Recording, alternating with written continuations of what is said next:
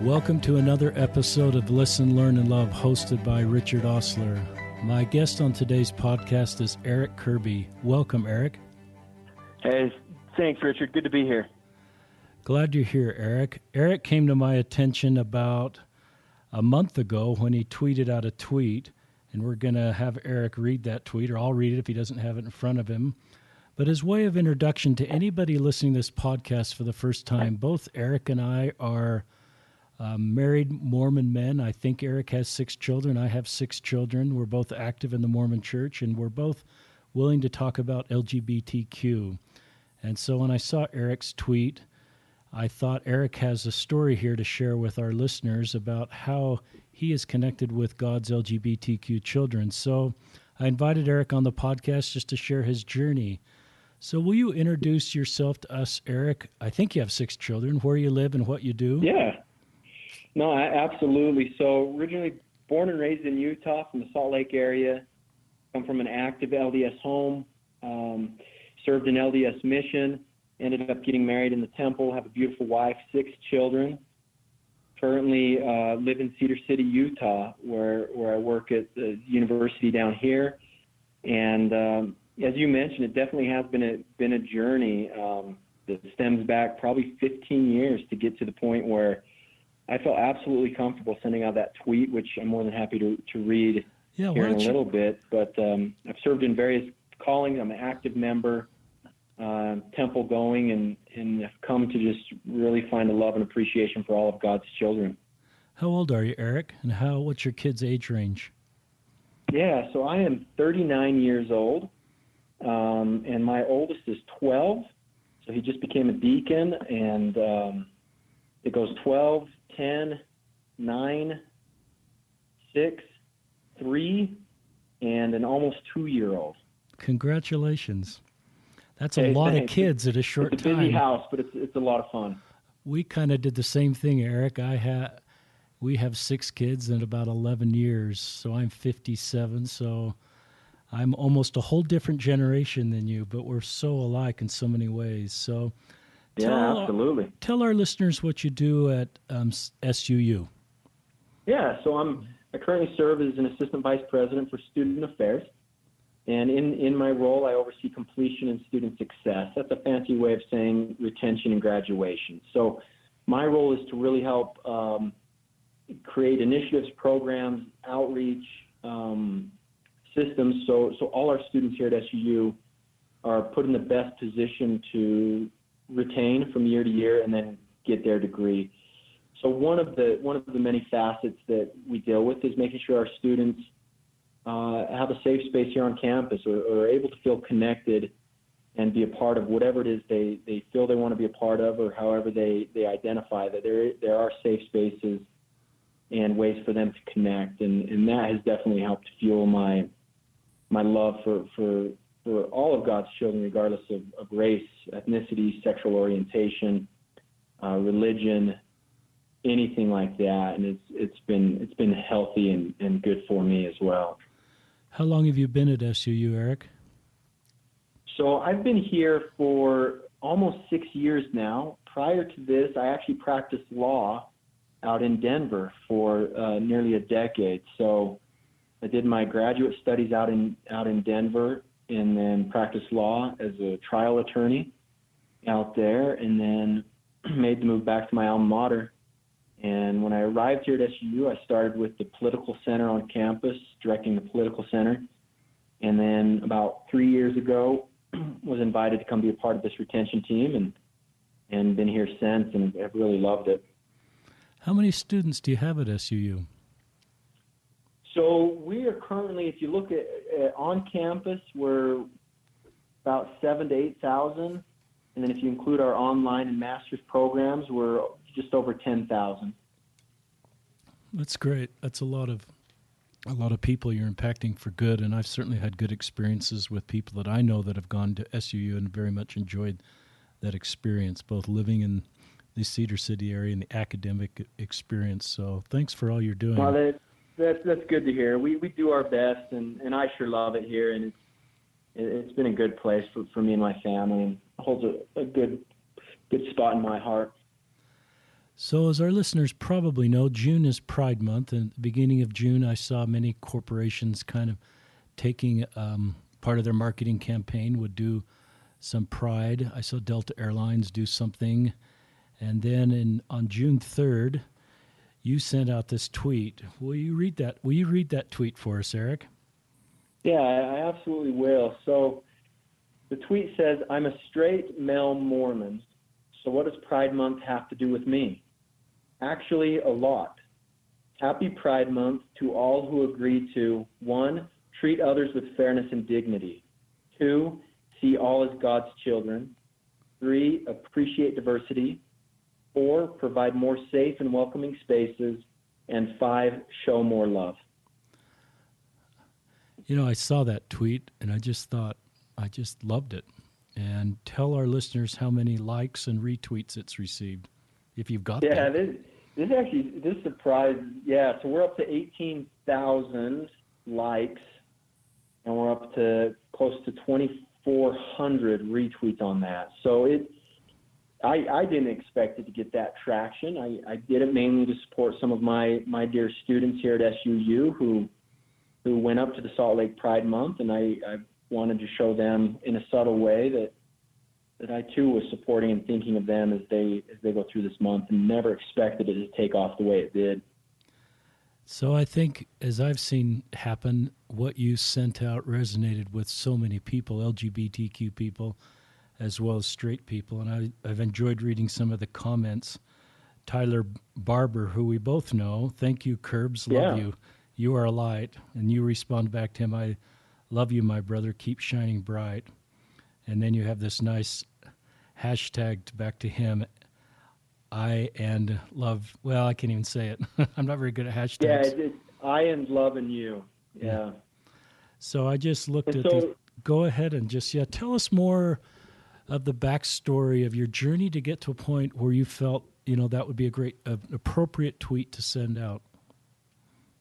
Yeah, and I think the journey, as I've had time to reflect on that in preparation for this podcast, has really led me to this conclusion. And then I'll go back and start that I think too often as members of the church, we think that it has to be one or the other, that we can't be active members of the church and still be loving and supportive of our LGBTQ friends, or we have to be rude to them in order to be active members of the church. And I think through my journey, I've realized that there is a place for love and support and dignity and caring and diversity inside the church for everyone, and that we can truly be Christ-like to everyone and still be active members, temple-worthy of the church. So my story began back at SUU. I grew up in Salt Lake, as I mentioned, went to Taylorsville High School, and I don't recall having any openly gay or lesbian friends. It wasn't until college, when I came to SUU, that I was first exposed to, I remember they would do a drag show. The student group on campus would do a drag show here, and I got to know one student in particular here on campus that was a member of the LGBTQ Pride Club, here on campus. And he was a political junkie like I was. I was a political science major, and he was, and so we were in a lot of classes together. Is this after your mission or before your mission, Kirby? I mean, Eric? This was after my mission, yeah. So this was after I got home off my mission, and so I really got to know him, and I knew he was openly gay, and I had to wrestle with a lot of how well I would treat him, and you got to think this was almost 20 years ago, and it was tough being an openly gay individual back then, and it's still tough in many instances today, but even back then. But he wasn't ashamed of it, and he wore it with pride. It was part of who he was, and he wasn't bashful about it, despite the persecution or whether openly or unintentionally, where he just wasn't invited to hang out or be a part of anything. But I got to know him, and we became really good friends. I served in student government together, and and did some other things. In our senior year, we were both up for the most coveted award here at SUU, which is called the R. Kenneth Benson Award, which goes to the most outstanding contributor and academic males. And we were two of the top 5 finalists, and for the first time in, I don't know, school history maybe, at that point, the award actually went to both of us. We shared the award, and I still have pictures of me and him getting the award as jointly and standing up there with him, and just, it was awesome to be on the stage with him.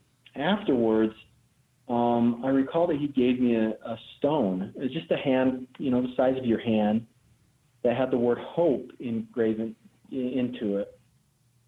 And he explained to me, he said, Kirby, I'm leaving SUU and thought that being an openly gay man in Utah was going to be it for me, and I never really had much hope for the religious conservative nature of Utah, that I could be accepted for who I was. But you're the first person that has actually given me that hope.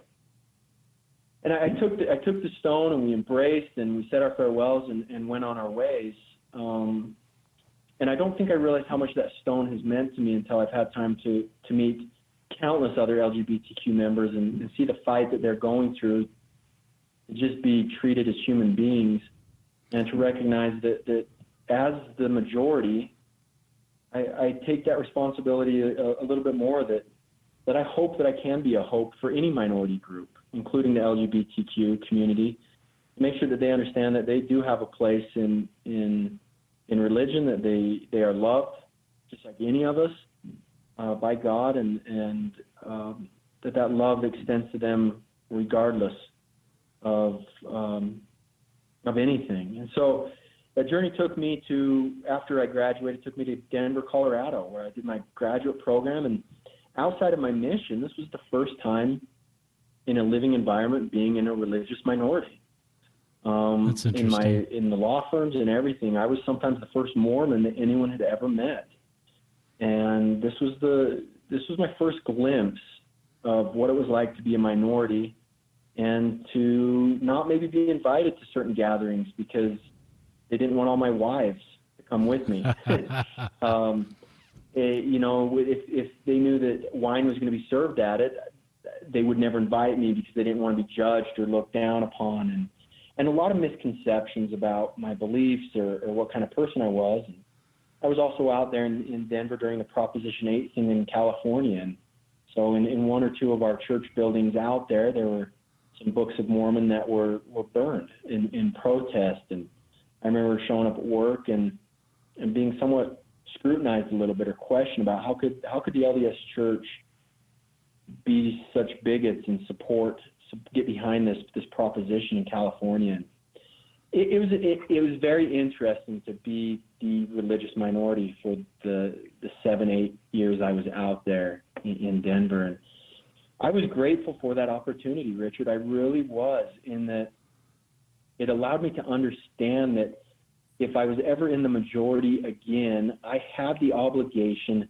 to make sure I was treating the minority group with respect, because it's no fun being in the minority group, and that I was treating them with dignity, and that I was doing my best to protect their rights and be an advocate for them, just as I found a greater appreciation for those who stood up for my minority religious beliefs out in Denver and took time to get to know me, take me out to lunch and ask sincere questions about my religious beliefs, and really want to get to know me. And when I moved back to Cedar City 6 years ago, I adopted some of the things I learned out in Denver. And I wish I could say I'm perfect, but I'm not. But I try to look out for minority groups on campus, or minority students, whether that's ethnicity or sexual orientation, or they're international students, or they're coming from out of state, whatever that may be.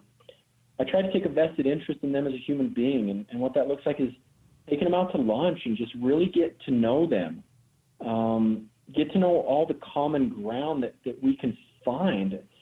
I sincerely believe that there are more that make us brothers and sisters. We have more in common than we have in uncommon, that we don't share with everyone. And if we just honestly take the time to sit down and get to know people, we'll realize that they cry, they laugh, they love movies, they have favorite sports, they have issues with partners and kids and doubts of the future and all these things. And if all we do is we look at one little aspect of their identity, whether that be, again, ethnicity or religion or sexual orientation, we're going to miss out on a lot of beautiful people that God has created because we can't overlook or get past one small aspect of their identity. So here at SUU, I've had the opportunity to work with gay and lesbian coworkers that have been faculty, staff, and then had the privilege of working with a lot of great students who are openly gay, and many of them work directly for me, and I get to know them, and we have wonderful conversations about religion and LGBTQ life, and they come and support me and my kids at our church events, and I try and support them in the endeavors that they're doing. And it's amazing that when we look for that common ground, how we can find that there are so many things to support one another on, as opposed to looking for things to disagree with people on. That's kind of a short and long way of saying where I got to where I was, to the point that the lawyer side of me, the human side of me, the LDS member side of me, all believes that we need to protect each other's rights. We need to protect each other's decency and humanity in order to ensure that when we're the minority, that we're also protected, and that this world's a better place when we actually try to get to know one another for who we are and maybe not for who we are not. And that's why by the time I got to the point of that tweet, there was zero reservation in my heart, because I sincerely believe that all of us, and I'm going back to my tweet, all of us should treat others with fairness and dignity. That to me is such a fundamental right to just being a human being, that we should see all as God's children. It's amazing what happens, and I'm a long way from it, trust me, Richard, and I'm trying my best to get there, but when we can start seeing everyone through God's eyes as he would see them, yeah, it changes some of the pettiness and maybe some of the ways we might look down or talk about people, or we might be a little more willing to invite them over or take them out to lunch or have conversations. And we appreciate diversity. We recognize that our church is a church of diversity. You look back at the immigration, the immigrant fund that was created to help get people from various countries over to the United States. If we forget our roots as a religion, that we are a group of diverse individuals that come from all walks of life, and that the kingdom of God really is open to everyone, I think we're going to miss out on a beautiful aspect, that we are a world religion, and we need to appreciate the diversity. That I hope we can provide more safe and welcoming spaces for everyone. I think that makes all of us better. I think it allows for more intelligent discussion. I think it allows for more understanding. It allows for more love when we do that. And I would hope the same, that if I ever become a minority, whether religiously or ethnicity down the road, that I hope the majority would try and find more safe and welcoming spaces for me and my beliefs, to allow me to practice and believe what I want to, without fear of persecution or having to conform to the norm. And then the last one, show more love. I think love is the great cure-all if we can actually have the courage to implement it. That love truly could be the great equalizer in so many of the ills and whatnot that is occurring across the world. That if we all just had a little bit more love, a little bit more patience, this world would be a better place, wouldn't it? So this is the brief summation of how I got to where I felt comfortable blasting out that tweet. Thank you, Eric. That's really a wonderful story. I love hearing stories like that. I think our listeners love hearing stories like that. And all the principles that you're sharing seem to be consistent with Christ. Are there specific parables in the New Testament or in the Book of Mormon that provide you a doctrinal foundation for the things that you've shared that are particularly helpful or tender for you? Yeah, this is a great question. I think for me the ones that immediately jump out to my mind are really going back to the New Testament with Christ, and you look at the individuals that Christ spent so much of his time with. And while he definitely spent a decent amount with his apostles and his disciples, I was amazed at how much, as you read that, he was spent with those that were struggling, with the sinners, with the weak, with those that were persecuted, those that were suffering from leprosy or other ailments. So one, it's okay to spend time with people who aren't of your faith, right? That we should be spending time with other people, and that's a great Christ-like quality that he exemplified. The second thing stems from Christ, and this is found throughout all the scriptures, the unconditional love he had for people. That you look at the women taken in adultery, or the lame, or even when the guards came for him in Gethsemane, and I believe it was Peter cut off the ear of that soldier, that Christ, his mercy was always extended to those who were in pain and those who were ailing. And if we truly are going to be Christ's hands on this earth, we've got to look out for people who are suffering. And it's not just physical suffering, it's those who are suffering emotionally, or suffering to just be recognized as being alive. A simple hello here and there, a simple how are you, a text message. I loved how he always went to that one in the wilderness, the lost sheep. And that to me has provided a wonderful model. But I'm far from it, but I try to live by of always looking out for those that perhaps Christ would spend time with if he were here. And who would he go after and try and comfort and soothe and make sure that they know they are loved? And that really is what governs a lot of the way I try to live my life, is not go for those that are well, but go for those who are, I'm using air quotes here, but sick, as Christ would. Yeah, that's very consistent with what I feel, and I feel there's a firm doctrinal foundation for your tweet and everything you've shared with us, Eric, that, as you're correctly pointing out, the New Testament is that doctrinal foundation and the teachings of Christ. Go back to this first young man that you were friends with and got this co-award in the Stone of Hope. Did you feel you were crossing a line? You'd come back from a mission, and this is like 20 years ago, I think, or 15 years ago, Eric. Did you feel like you were crossing a line to be such good friends, or did you feel like, how did you sort of deprogram any homophobia you had that you could be comfortable around a gay man 15 years ago and not sort of... It takes a little courage to do that. I couldn't have done that 15 years ago, so... Yeah. Maybe I could have, if I'm being honest with you, I think I wish I could say that, no, I didn't care what people thought.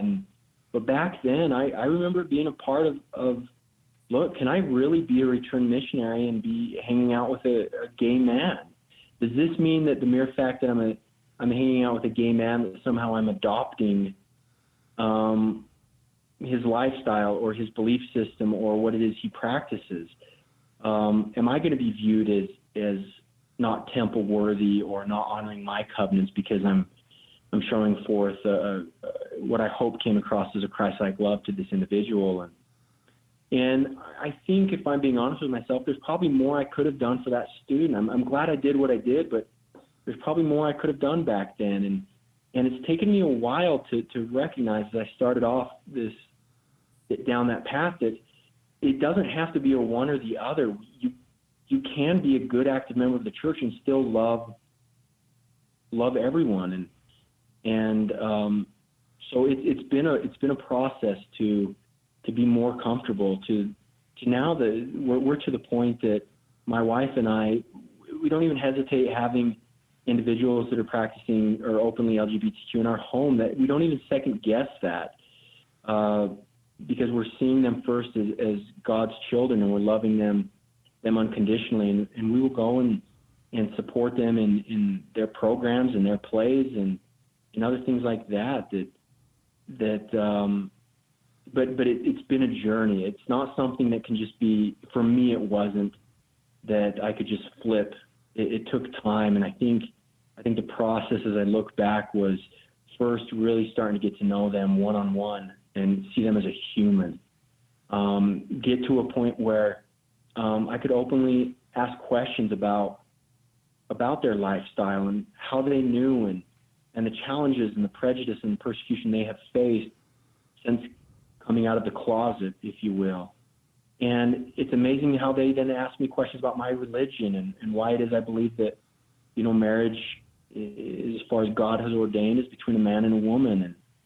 And it's actually created respect for one another as opposed to a hostility that we can actually coexist and do more than coexist. We can actually thrive for one another. And I think if we as members of the church actually look at where the church is going and what a lot of the lessons that our modern day apostles and prophets have been teaching, it is this. It is that love and respect and kindness and tenderness, and more importantly, standing up for the rights of the LGBTQ community. You look at the Utah Compromise, for example, which was a legislation that was passed where the LDS Church got behind it, where certain rights of the LGBT community were going to be respected and put into law, that they can't be kicked out of housing just because they're LGBTQ. And in exchange, certain religious rights were protected. And I love the national attention that compromise got. And you look at the LDS attorney, Elder, is it Wiccan, I believe? Lance Wickman, I think. Yeah, a year or so ago came out and said, we've got to understand that if we want religious rights to be protected, we're going to have to decide what are the most fundamental rights to protect and what are those that we can concede on. And then you look at individuals on the LGBTQ side that are some of the more reasonable forward thinkers and leaders. They're saying the same thing, that, look, we can't view this as an all or nothing. We've got to help protect one another's rights. We're going to have to concede on some things.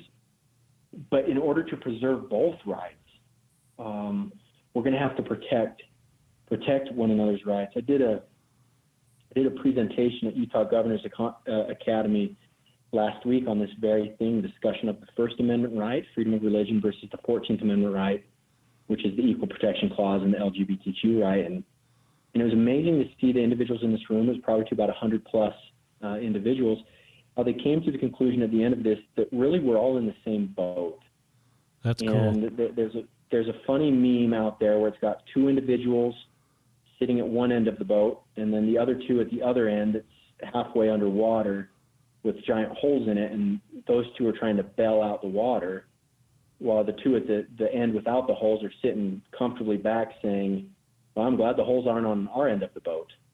And they don't understand that we're all in the same boat, that when we protect the rights of others to not be discriminated against, to be able to have freedom of speech and stuff, we're actually protecting our own right, because there will be a time in all of our lives where we will be the minority. And if we're in a position to ensure that the majority can discriminate against anything that they find appealing or appalling, what happens when Mormonism becomes that minority? And so it's a healthy discussion to have when we recognize we're all in the same boat. And the more we can protect the rights of others, in many ways, we're protecting our own rights to be able to have freedoms and not be persecuted under the law. That's very, very helpful. You're one of the first on these series of podcasts that's brought a legal perspective to that is, but I love your legal perspective, Eric, in the sense it's bringing us together versus using the law to divide us. Yeah. And I love that, and I think that's obviously consistent with what Christ did, where we can still stand for our doctrine and beliefs, but use Christ-like principles to build community and understanding. And I love your thoughts on the law, and the law can likewise do the same thing and doesn't need to be the divider and the polarizer that it can be. I want to go back to you bringing LGBTQ people into your home. So you have young, impressionable kids. And some Mormon parents would be uncomfortable around having a gay couple in their home or a transgender person in their home. Talk about why you think that is actually helpful for your kids. Yeah, it's one of those that when I've had the opportunity to talk to other LDS individuals, and they talk about how well homosexuality is a sin, and I say, okay, then let's talk about other things that from your perspective are a sin. I said, is living in a relationship outside of wedlock, so having fornication as we call it in the church. Yeah. If a couple's living outside of wedlock, is that a sin in your mind? Yes. Okay. Is drinking alcohol a sin? Yes. Using, if someone was addicted to pornography, is that a sin? Yes. And we kind of go down this road, and I say, okay, would you ever have a couple in your home that you knew was living outside of wedlock, but you had gotten to know and they were friends? Would you ever have them in your home? And unanimously, the individuals are like, yeah, we're taught to be kind to all, and we'd have them in our home, even if they were touching each other and kissing each other. Yeah. What about if you had an uncle that you knew drunk, and he was an alcoholic, and would you ever let him into your home, even though you knew he did that, which you call a sin? Well, yeah. I mean, and we go down this list. What about if you knew you had a son who was addicted to pornography? Would you let them still stay in your home? And we go through this, and I say, then help me. And this is a journey I had to go through and wrestle with in my mind, and that's kind of the reasoning that I played with in my mind. Then walk me through why you wouldn't let an openly gay or lesbian individual into your home. And it really causes you to think about, if you're really saying you don't want sin in your home, then let's be fair across the board and not allow any sin to our home, which is basically going to make sure you're isolated and you never have contact with any other person or yourself or your husband or anyone, because we're all living in sin, right? Right. And so once I wrestled with it, and listen, that wasn't a one-time fix. That it took me and my wife really kind of walking through this and recognizing that, one, we're going to always make sure we're going to show forth unconditional love and have them into our home. And more importantly, these individuals are fantastic individuals, and we've got a lot of life lessons to learn from them. And again, just treating them as humans. But it also enables us to have wonderful conversations with our children about what it is we believe or what we don't believe. Because if we somehow feel that our kids aren't going to be around individuals in their schools that are openly LGBTQ or openly promoting pornography or openly promoting fornication or marriage, regardless of who, is somehow outdated and you should be able to live with whoever you want. Our kids are facing with all this stuff every day, all day. And so for us, it's been awesome to have them into our home and learn more from our common grounds and what it is than really focusing in on what separates us or may make us a little different. And so that's kind of how we got to where we are. And I get others may disagree or view differently than that, but that's kind of how we got to that process. Are you, and I love that, are you getting feedback from your kids that their ability to be kind is broader, and their ability to help others is broader, and their ability to sort of see different people is broader because of your example? And I realize your 2-year-old probably isn't giving you a lot of feedback on this topic, but I wonder if you're getting that from some of your older kids. We are from some of the older kids, and I'll share just a few examples. So, again, it doesn't matter for us your religion, your skin color, your sexual orientation, or whatever. You're God's children, and you're welcome in our house. And it's fun to see that our kids, they go to schools that are predominantly white, predominantly Mormon, and they quickly can recognize who are the quote outcasts and why that person's an outcast. And it might be skin color or it might be religion at their ages right now. And so recently one of my boys invited one such student over for his birthday party. And I said, hey, Caleb, I know this isn't a kid you usually play with. What's going on? Well, this kid, he's a good kid, not of our faith, but a really good kid, and I just noticed he doesn't have a lot of people to play with it before, after school, and during recess, and so I wanted him to be a part. And it was at that moment that it was kind of one of those yes parent moments, right? That's cool. Often you don't get, but it's been fun to talk with the kids about how they're intentionally looking for and out for those minority or underrepresented students, regardless of what it is.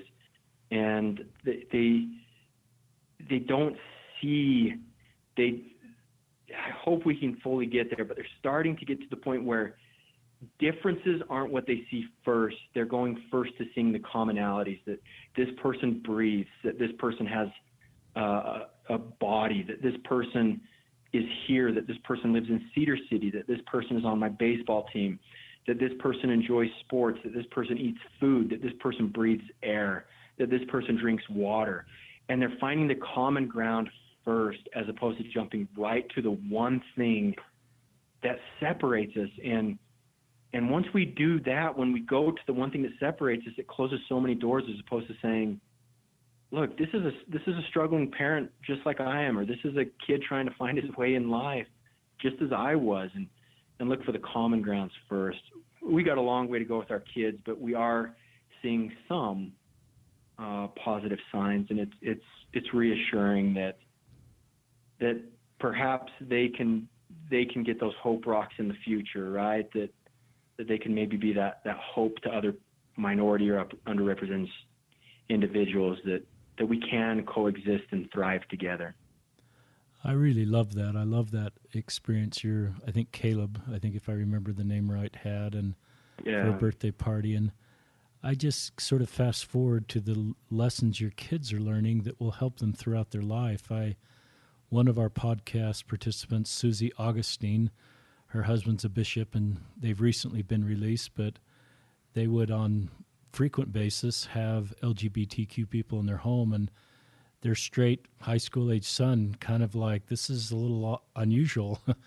Was a little unsettled about it, but then at his mission farewell, he's on a mission in Poland now, I believe, talked about how this was one of the greatest things that helped prepare him for his mission, to be exposed to more of God's children and develop understanding for those that are different. And he thanked his parents for helping him prepare for his mission and develop those Christ-like attributes from chapter 6, I believe, of Preach My Gospel, of understanding, compassion, listening, and seeing. And he talked about just how that would, he felt, prepare him significantly for his mission, to have a framework to relate to God's children wherever they may be, and develop communication skills and understanding that perhaps would help him as a missionary bring people into our restored church. So it is it is unusual.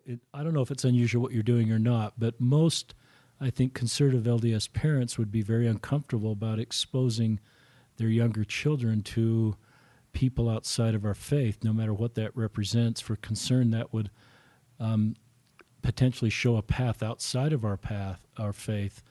But my experience is perhaps not. In fact, it's helping them prepare for the real world and develop Christ-like attributes that will make them stronger members of our church and better contributors to society and better future parents. So any additional thoughts on that, Eric? No, I think it's spot on. It's you walk through this, logically. And would you ever have a Catholic in your home? Would you ever have a Jehovah's Witness? Would you ever have a Muslim? And you walk through and you're like, yes, yes, yes, yes, yes. Why? And they're God's children. So why the difference now, the distinction between all of a sudden, because they're LGBTQ, that somehow they're not qualified or worthy enough to be in my home now, when people of religious minorities or different faiths or different political leanings or anything like that are welcome. And it's a world that our kids are facing, whether we want to admit it or not. It's a world that they're going to have to grow up in, and they're going to have to choose to raise their kids in. And we can either dig into a hole and hide our heads, or we can say, listen, let's start getting in the habit of treating everyone with respect and love and as a human, and we can still be religious. We can still have our beliefs and our faith. But these kids, especially if they're going out on missions or going out into the real world, they're going to be dealing with coworkers who are openly gay. They're going to have peers that are openly gay. They're going to have friends. They're going to have friends that have a mom and a mom, same gender couples. I don't know that we're doing our children any favors by not helping them think through and process this stuff and really come to the conclusion of, I can still believe what I believe, but treat everyone with dignity, love, and respect, and look for the common grounds instead of that which separates us, and that will make us all stronger. So these issues are not going away, and I think we've got to learn how to embrace them as families and do proper, teaching and help our kids navigate through them, as opposed to let the school systems or other things do that for us. Yeah, I like that. A scripture comes to mind where in 1 John 4:18, perfect love casteth out fear. And I think there's a lot of fear that's been generated in our hearts and minds in the Mormon Church, perhaps with same-sex couples or LGBTQ people. They've at times, I think, have been demonized and have had to shoulder all the bad things happening in our world. And I think that's a societal thing that we've done throughout history, is we've demonized groups of people, unfortunately, and sort of attributed to all social ills to them. And I don't want to, and I don't quite know how to navigate that space, because people that are in same-sex marriages are outside the doctrine of our church, but not sort of outside the circle of the human family that I can love and support. Yeah. So as I interact with LGBTQ people in my own life, the fear of who they are, and I just see them like you do as wonderful members of the human family doing the best they can, choosing the best road they feel is best for them. And I don't feel fear of that. I just feel love for them, and I sleep better at night because I'm not worried about, some of these issues that I used to think about a lot more. Any thoughts on that? Yeah, it's spot on. And I think one of the things that helped me the most when it comes to that fear is, I love the scripture you just quoted about love, but it's impossible to have love, in my opinion, impossible to have love for things or individuals that you don't know. And I think that's why God and Christ can have that perfect love, is because they know us so intimately. So if we want to develop that love that can cast out all fear, you've got to start getting to know individuals. So if you're fearful of Muslims, sit down with some Muslim friends and get to know them. If you're fearful of the LGBTQ community, we all know individuals who are gay or lesbian. Sit down and take them out to lunch and just get to know them. Don't worry about talking religion or same-sex attraction or anything like that. Talk about life, jobs, childhood. You'd be amazed at the common things you can talk about. And that's what really helped me develop a love for the LGBT community, was actually spending time getting to know them as humans. And not just at arm's length, but really getting to know them to the point that, as you mentioned, it doesn't matter when someone introduces themselves as openly gay. I'm like, awesome. Okay, what? And then we focus in on what makes you a human, right? That is one small aspect of who they are. And I think a concluding suggestion would be, just take time. Anything that you are fearful of, take time to get to know the person or the religion or other things, and you'll find that there are more things that bond us than separate us. And that to me is what really fosters and develops that love that you mentioned. Boy, I love the principles you're helping us understand on this podcast. And I think of a polarized society where we kind of bunker down in our own communities, and our common goals are not necessarily what we stand for, but what we fight against or demonize the other side. And I've come to believe, I'm not sure that generates true community, is more bonded in just causes of taking down others. But I think what generates true community are the things you're helping us understand as we find connections and real companionship and relationships with people, in and out of our circles. And that to me has resulted in less stress, less anxiety in my life. I don't, I'm kind of careful who I say really is the bogeyman of society. Obviously, my son's involved in OUR that's trying to rescue children out of sex trafficking, and that is pure evil. I'm not trying to build community with that world because I just recognize that, and ISIS, I think, is trying to bomb me and my family. So I think both of us have boundaries, but I think we're trying to find boundaries where we need boundaries and not create boundaries where we shouldn't have boundaries. Any thoughts on that? No, that's exactly right. And there are definitely things in this world to be scared of. There are. And let's focus our attention on those things to be fearful of. But then there are so many good people out there to be loved. And life is just so much better when we worry about those things that we truly need to worry about and stop worrying about those things that we should be, or those individuals that we should be loving instead of worrying about. One of my favorite videos that the LDS Church produced is actually found on our Freedom of Religion website. And it's got I guess a college setting. It might be a high school setting, but it has a professor. The video opens up, a professor, and then two girls kind of get into it about LGBTQ rights versus religious freedom. And they're going back and forth, and the LDS girls kind of struggling as far as, how do I really protect religious freedom without sounding like a bigot and whatnot? And goes and studies and shows her studying, counseling with her bishop and everything. And then it shows round two where she approaches this other female who is for the LGBT community. And they sit down together at a lunch table. And they have a wonderful dialogue this time that wasn't so much about the differences, but more about the common grounds and a shared understanding, and that it's okay at the end of the day to disagree with lifestyles, but that doesn't mean the hatred and the intolerance has to come with that. And so as these girls navigate this conversation, at the end, it was the LDS girl who said, after they said, well, I think we can mutually find respect for one another, it was the LDS girl who said, I think we can do more than that.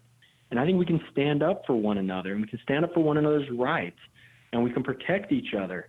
And I thought, right on. And I show that because it was produced by the LDS Church. I show that to students that sometimes wrestle with, well, how do I navigate, the temple interview question, and these are open questions that, as far as do I support, agree with, or otherwise affiliate with any group or organization that. And we have a good discussion on that, but I said, look, this is what the LDS Church is talking about. This is coming out from the church, that we can support one another's rights, that we are in the same boat, and we can treat people with love, respect, with dignity, and in fact actually stand up for their rights, because that's going to be one of the best ways we help preserve our rights as well. So that's beautiful. Talk about how you are a better disciple of Christ by having LGBTQ people in your life. Yeah, and I think not just with LGBTQ, but people of all diversity. It just brings a richness of life lessons, of different ways to view things. Some of my LGBTQ students are the most optimistic, loving, caring people I've ever met, and I'm just amazed when I chat with them about how is it they get beat up every single day, not physically, but mentally, emotionally, through social media and everything. How is it you get beat up every day and you come back the next day with a smile on your face and ready to go? So I learn about optimism. I learn about unconditional love from them. I learn what it means to see others through God's eyes as humans first. I understand from them the importance of recognizing individuals as God's children, that every single one of us is really dying to just be seen. We just want to feel needed at the end of the day. We just want to feel that someone cares about us, and and actually recognizes we're breathing. And so through these lessons and sitting down with them and chatting, I recognize that there's so many other ways I can I can, give my energies of making sure everyone feels my arm around them and a hello from me and a smile. That's awesome. And those aren't reserved just for people of my faith or That's awesome. of my particular religious views or anything like that, that I truly can be a disciple by loving everyone's uniqueness and in embracing everyone's the good that they have to offer the world, to encourage them on, to stand with them, to be there when they're having a rough day. And it's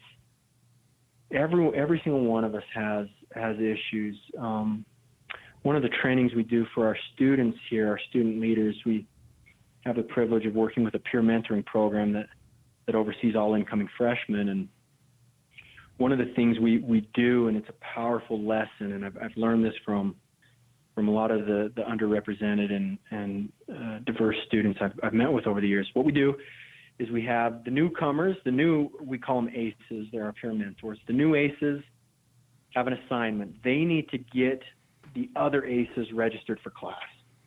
So we bring them into a room, and the new ACEs go at it and try to get the old ACEs to register for fall semester. Hey, you're going to want to be a part of SUU, and it's so cool and everything like that.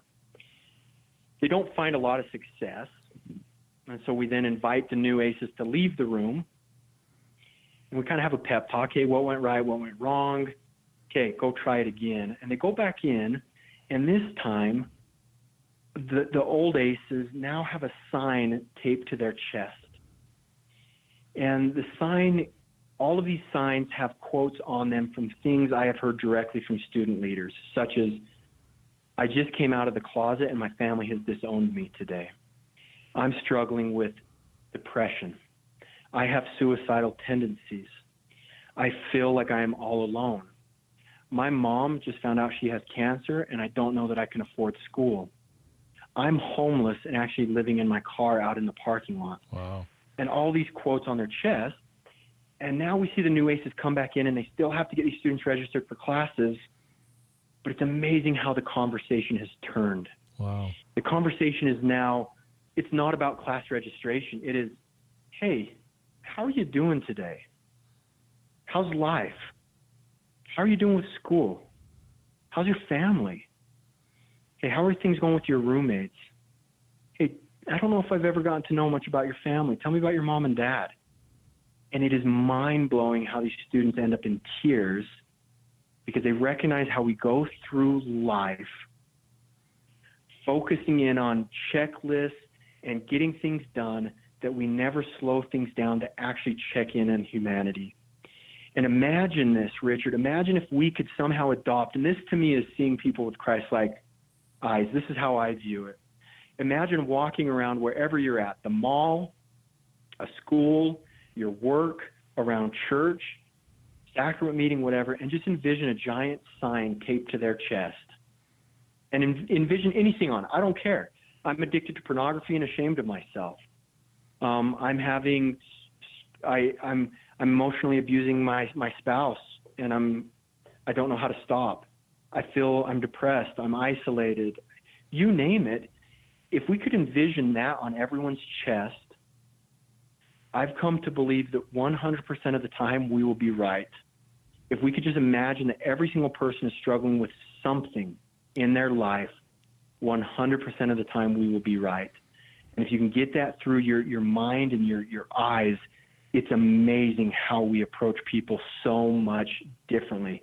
And we would approach our LGBTQ sisters and brothers differently, our religious friends differently, and it would be done with love and with connection, as opposed to, oh, you're not of my faith?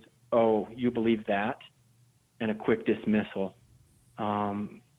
It's tough to do, but when we make that shift, it changes dramatically the way we see the world and the way we treat people, and it makes life so much more enjoyable. Wow, I'm just so touched, Eric. I hope our listeners feel the spirit of the things you're sharing with us, the visual you just created for those students and the signs is really touching. And I think about the authentic connections that we create in those situations versus shallow connections, and how we're wired for connection and wired for real conversations and vulnerable. And we can't do this alone. We can't sort of isolate ourselves into perfection, but we need to be real and open. And the signs and then the community and the conversation that it creates is just so wonderful. So I'm so touched by that. We're kind of coming to a close. I assume that students, because of what you share on social media, feel very safe in opening up to you. Yeah, tell us more about that, because I assume you're sometimes the very first person or the only person that students are opening up and telling how they really feel. Yeah, it's really I don't know how else to describe it, but a blessing to work with students who that are able to trust me in that way, that they come and can find the ability to be vulnerable with me, but also share some of these things with me about what they're going through, and trust me enough to help them in whatever capacity I can, whether it's getting into counseling and psychological services, or helping them find a tutor, or helping them find finances on campus, whatever that looks like. And I love what you just said about connection. We are all dying for connection. And think about it, if we as members of the church could be that connection for everyone. Imagine if we in our neighborhoods, in our schools, in our works, are so transparent and loving that everyone's willing to come and chat with us about frustrations or shortcomings or the way they're feeling.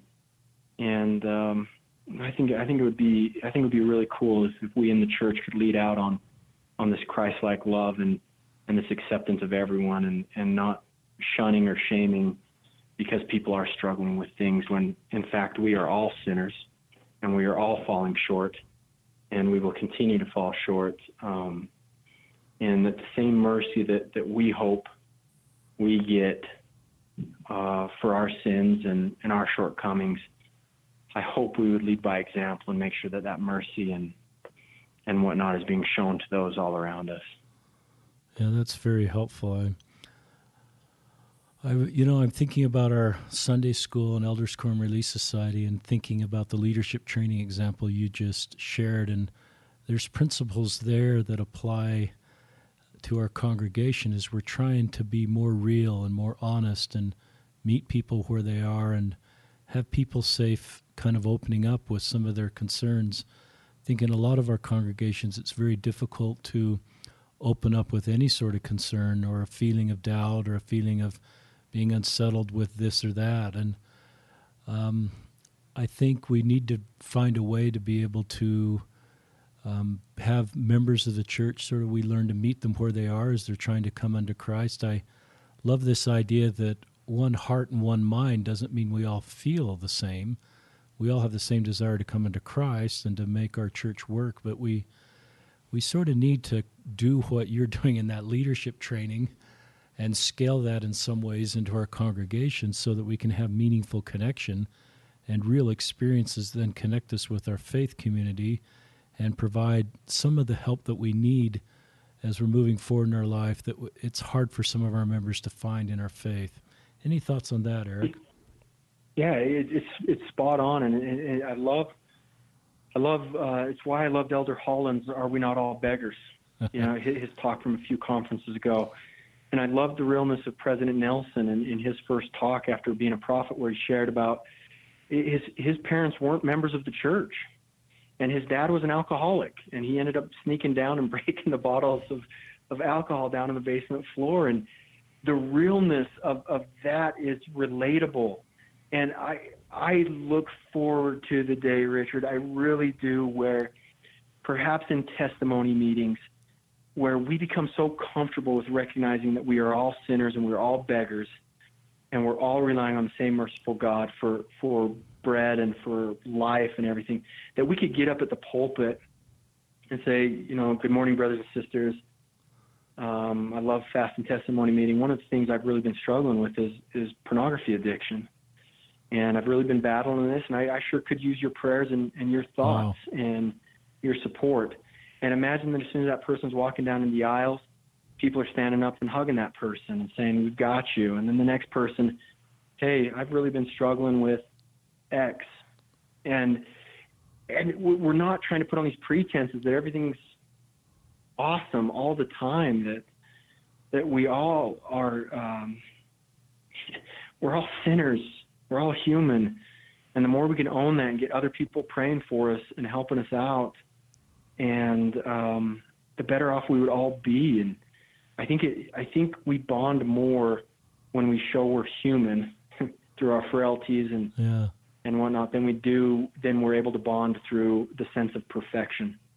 And I hope the church continues to lead out on that. I've noticed more and more conference addresses talking about the realness of their lives and their struggles and the bouts they've had with mental illness or issues there. And I think the more real we can be as members, and it starts with me and you, the more we can do it and be real, I think the more inviting and welcoming will help everyone be, and the more willing we'll be able to say, we've all got a big giant sign taped to our chest.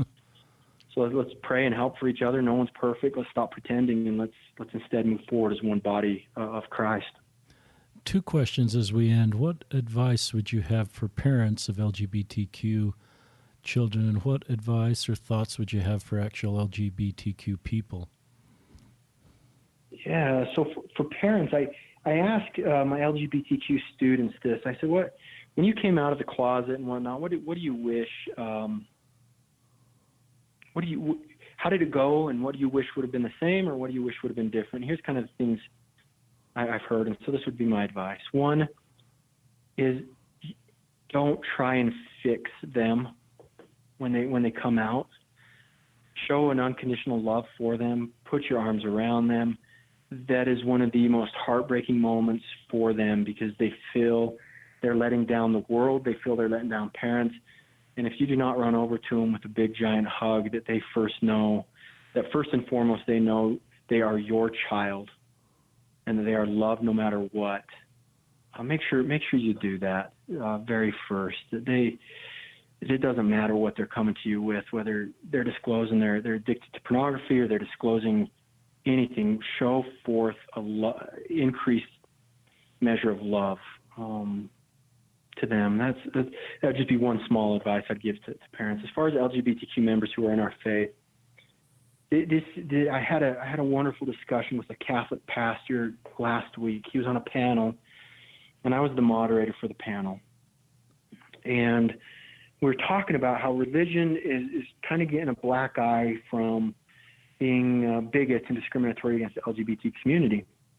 And this individual made a comment that it's interesting that the main group that he is being discriminated against, since he's openly gay and he's a pastor, is not from members of his church. It's actually from people outside the church. And he said, this may seem a little odd, but he said, what's happening is my friends can't understand why I would be a part of a religion that openly is against the LGBTQ community. And his response to them said, what good can I do in helping the church change maybe the way it sees things or change the way it loves? What good can I do from outside the church? He said, so I stay in the church because, one, I believe it, but more importantly is I want to help other members of my faith understand the need for them to be more Christ-like and to be more loving and things like that. And so to our LGBTQ brothers and sisters, my suggestion would be, I know enough to know it can be very tough at times as far as feeling accepted, as far as feeling wanted, needed, loved, but please do not leave the boat. Stay with us. Be patient with us.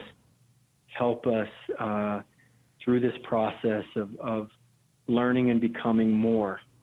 It's going to be tough to do from the outside, but stay with us and help us as we all go through this process together.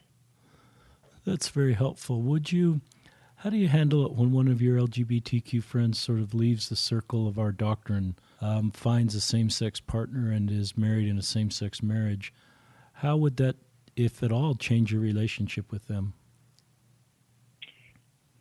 Yeah, it's a great question, and to be honest with you, it wouldn't change my relationship with them. A gentleman that I ran for student government with, he was a returned missionary, came out of the closet. He's now with a partner, and they have a couple of adopted kids, and they don't live close by where we can see each other regularly, but we stay in close contact, social media, and times that he is back, welcome him with open arms, and love getting caught up. And I look at some of the students who are dating same-sex partners, and I ask them about their date life and how it's going and things like that. And so for those that leave the church and end up pursuing the same-sex lifestyle, I'm still going to be friendly with them. I'm still going to love them. I'm still going to be there for them. I'm not going to get hung up on,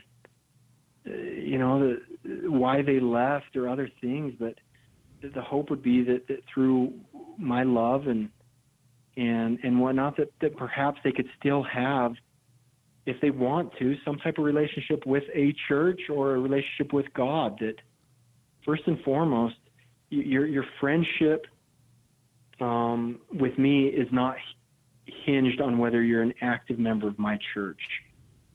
It's either we're going to choose to be friends because we're friends, and that's what Christ would want us to do, and that's what humans do, and that's what friends do, and that's through the ups and downs and the bumps and bruises.